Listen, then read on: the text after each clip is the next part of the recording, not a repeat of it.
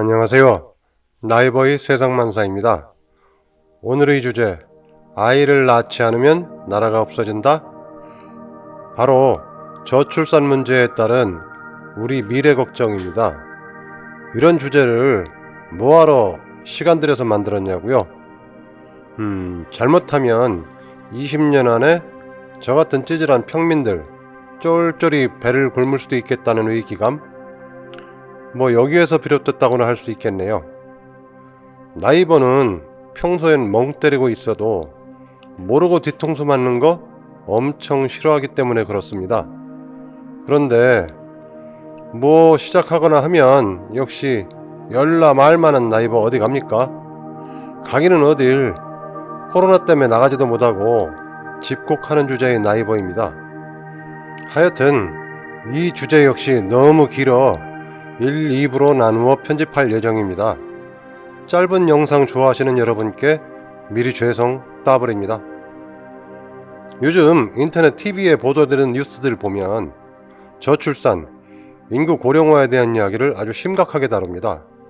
이런 문제는 꼭 일본하고 비교하더라고요. 어쨌든 인구 절벽, 지방 소멸, 인구의 마지노선을 얘기하는데요. 마지노선이라 더 이상 후퇴할 수 없는 선이라는 건디, 프랑스 요금 있다가 후퇴도 못하고 쫄딱 망해버렸는데,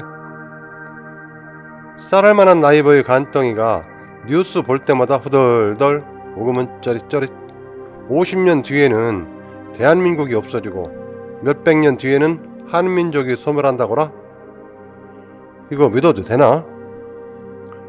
비실비실의 대명사 나이버, 고3 때이던 81년도 전두환 찬양하는 땡전 뉴스 알림소리 땡땡 울려 퍼질 때 우리나라 대입 수험생 약 84만 명이었습니다. 고등학교 한 교실에 60명에서 70명. 그때 교실 생각하면 가을날 마른 논에 나가면 움푹 파인 웅덩이 같은데 송사리떼가 몰려있는 경우가 있습니다. 바글바글하니 머리만 물 밖으로 겨우 내놓고 주둥이만 꼼빡꼼빡 하고 있는 불쌍한 놈들. 물고기 좋아하는 애들 그날 저녁 풍성하게 먹을 수 있는 복권 탄 날이었습니다. 예전 학교의 교실 그랬습니다. 고등학교가 그러니 초등학교는 한 교실에 무려 80명이 넘었다는 사실. 그런데 작년에 출생한 아이가 총 25만 명. 얘네들이 학교 가면 한 학급에 대략 15명 정도? 3분의 1 이상 줄겠는데요. 드디어 교실 학생 수는 지구 제1위 선진국이 되겠네요. 이런 걸 보면 위기의 대한민국이 맞는 이야기인 것도 같습니다. 특히 요즘 TV에서 슬금슬금 노르웨이, 이스라엘의 징병제 얘기 자주 나옵니다. 양념 살살 뿌리면서 여성 군입대 문제 들먹이는 걸 보면 급하기는 급한가 봅니다. 저출산 문제? 이렇게 하루가 멀다 떠들어대는데 우리나라의 젊은이들 대체 왜 아이를 안 낳는 것일까요? 작년 저출산 관련 예산 46조. 이거 아기 한 명당 1억 8천만 원 아닙니까? 헐, 이런 얘기하면 꼰대가 연병 떤다고 하겠습니다. 어쨌거나 출산한 부모들 1억 8천만 원 받았나요? 못 받았다고요? 아니 그럼 그 돈 다 어디로 샌 거 아닙니까?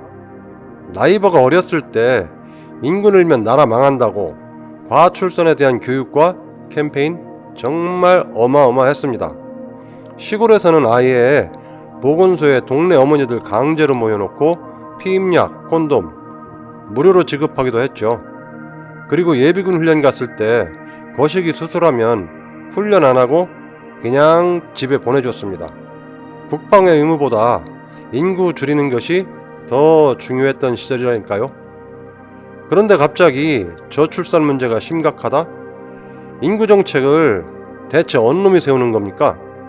그리고 대체 왜 아이를 안 낳는 건데요? 이쯤에서 예전 이야기 하나. 유럽 문명의 근간인 로마 제국, 서로마 제국을 게르만족이 멸망시켰다? 이건 누구나 다 아는 이야기입니다.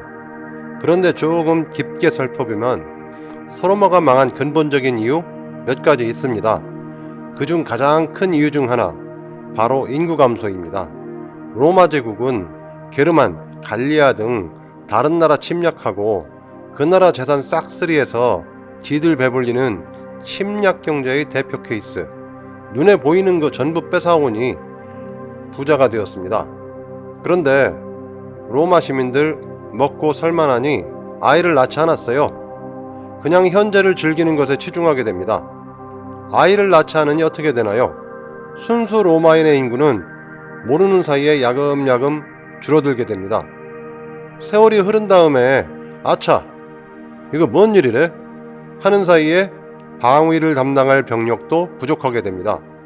넓은 국경선 지키는데 인원수 채워야 하니까 빼앗기는 게 일상이던 게르만족이 로마군 구성의 대부분을 차지합니다.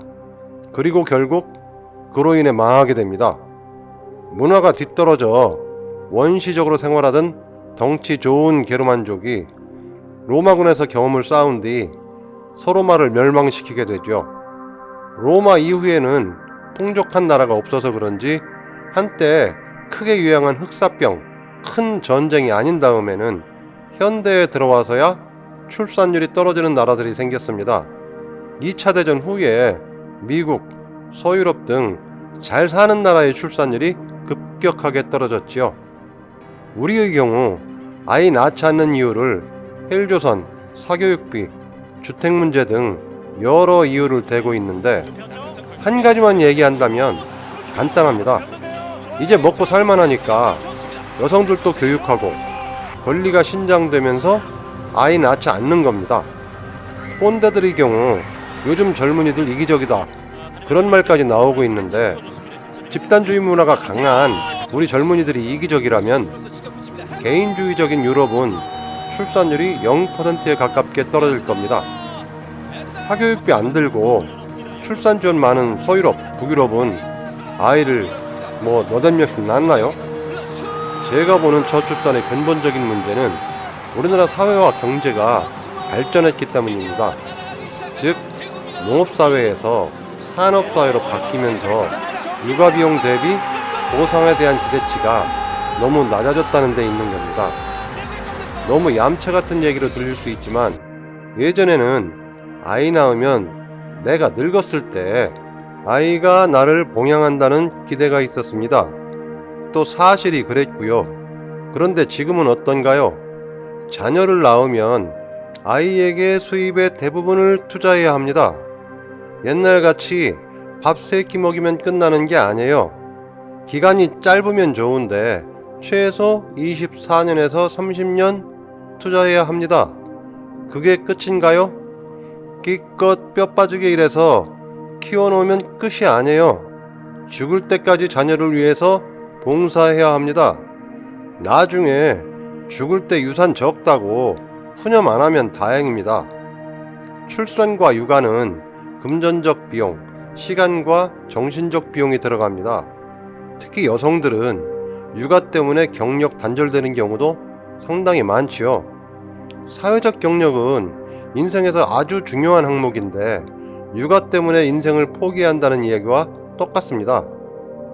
또 하나 이야기하자면 미국, 유럽에서야 아이가 20세가 되면 자립하는 게 보통인데 우리가 그런가요? 대학 졸업하고 대학원 결혼까지 부모가 신경 써야 하는 것이 현실입니다.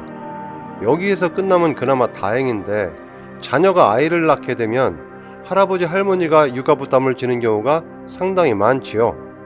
젊어서 고생했는데 늙어서 말도 잘 안 듣는 육신을 또 움직여야 하는 겁니다. 제 주변에 손자 돌보느라 취미생활 못하거나 친구들과 저녁 한 끼 못하는 친구들이 제법 있습니다. 현실이 그러니 누가 출산하고 육아하려 합니까? 요즘 젊은이들 바보 아닙니다. 그리고 두 번째, 저출산과 고령화 문제, 이거 같이 해결해야 하는데 고령화 문제와 저출산 정책 양날의 검입니다.